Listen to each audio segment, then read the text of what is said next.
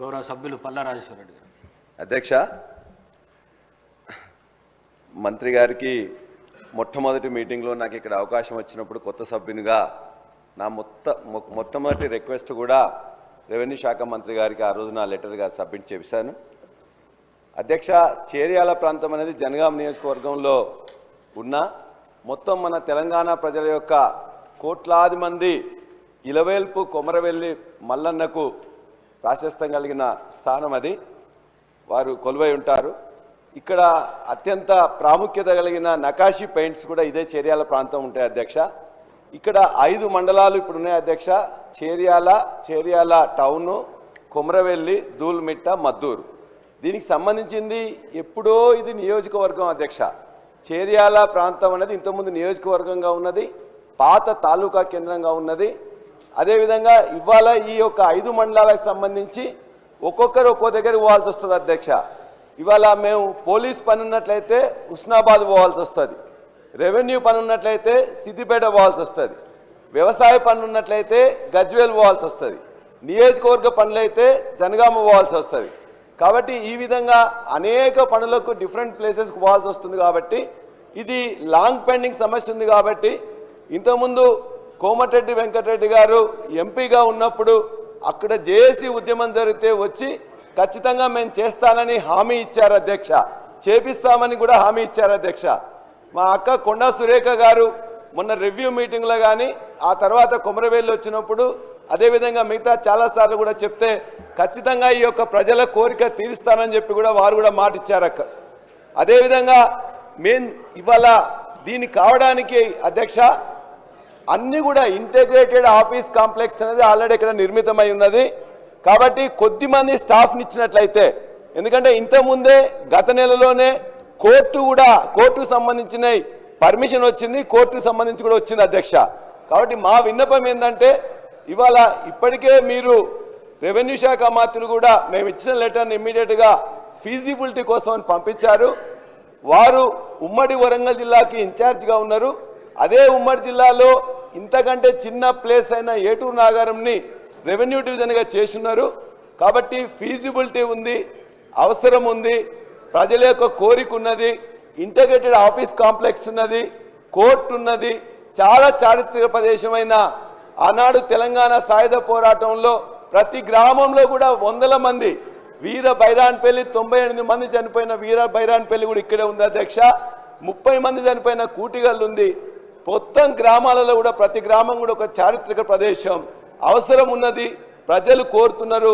కాబట్టి సీనన్న నేను రిక్వెస్ట్ చేస్తున్నా, దయచేసి మీరు ఏదైతే ఫీజిబిలిటీ కోసం పంపించిండ్రో కోమటిరెడ్డి వెంకటరెడ్డి గారు మంత్రి ఆనాడు ఎంపీగా వారికి హామీ ఇచ్చిండ్రో, ఈ మధ్య సురేఖ గారు కూడా ఇస్తానని చెప్పేసి ఒక హామీ ఇచ్చిండ్రో, దయచేసి మీరు కూడా వెంటనే ఈ రెవెన్యూ డివిజన్ ఏర్పాటుని ఆమోదించి ప్రకటించవలసిందిగా, దాని యొక్క ఫీజిబిలిటీ కాదు ఇమ్మీడియట్గా చేయవలసిందిగా మీ ద్వారా మంత్రులను ముఖ్యమంత్రి గారిని కూడా రిక్వెస్ట్ చేస్తున్నాను.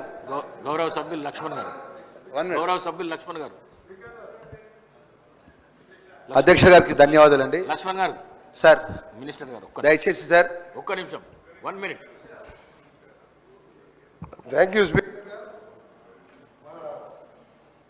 గతంలో కూడా గౌరవ సభ్యులు విప్పు గారు వీళ్ళ ఐలయ్య కానీ శ్రీహర్ గారు కానీ ఇప్పుడు మాట్లాడిన గౌరవ సభ్యులు రాజేశ్వర రెడ్డి గారు ఇవన్నీ నిజంగా కూడా ప్రాబ్లమేటిక్ ఉన్న డివిజన్స్ అధ్యక్ష, రెవెన్యూ డివిజన్ అధ్యక్ష.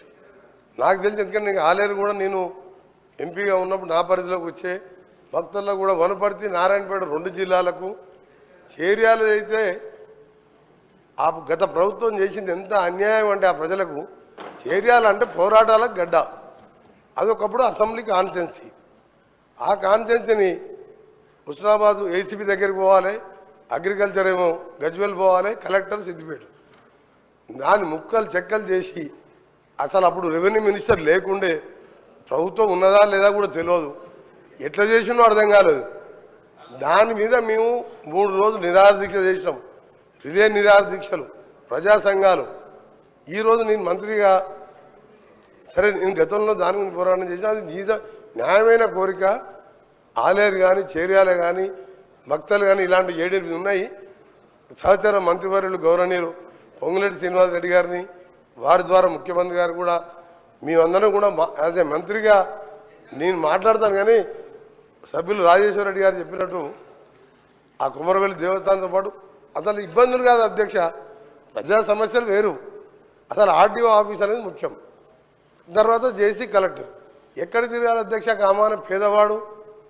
దీని మీద గౌరవ రెవెన్యూ మినిస్టర్ గారికి రిక్వెస్ట్ చేస్తున్నాం, యాజ్ ఏ కొలీగ్ మినిస్టర్గా జెన్యున్ కోరికలను కూడా మన సభ్యులైనా ఆ సభ్యులైనా నా రిక్వెస్ట్ అయినా దాని మీద కన్సిడర్ చేయాలని రిక్వెస్ట్ చేస్తున్నాను. ఇంకా రాష్ట్రంలో ఎక్కడెక్కడ ఇలాంటివి ఉంటే చేస్తే ప్రజలకు అందుబాటు. 4 మండలాలు కలిసి 10 జిల్లాలు ఉన్నాయి అధ్యక్ష. వనపర్తి 4 మండలాలకే ఒక జిల్లా ఉంది, ములుగు 4 మండలాలకే ఒక జిల్లా ఉంది, నారాయణపేట 5 మండలాలకే ఒక జిల్లా ఉంది. రెవెన్యూ డివిజన్ని 5 మండలాలు ఒక మున్సిపాలిటీ ఉన్నప్పుడు చేస్తానికి పెద్ద దానికేం పెద్ద నష్టం లేదు. సరే, పోయిన గవర్నమెంట్ తప్పు చేసింది. మన ప్రజాపాలన నుంచి ఇంద్రమ్మ పాలన, మన గవర్నమెంట్ మంచి గవర్నమెంట్ అనే ప్రజలు మనకు పట్టం కట్టిండ్రు. దాని మీద ఆలోచించాలని గౌరవ మంత్రి గారిని రిక్వెస్ట్ చేస్తున్నాం.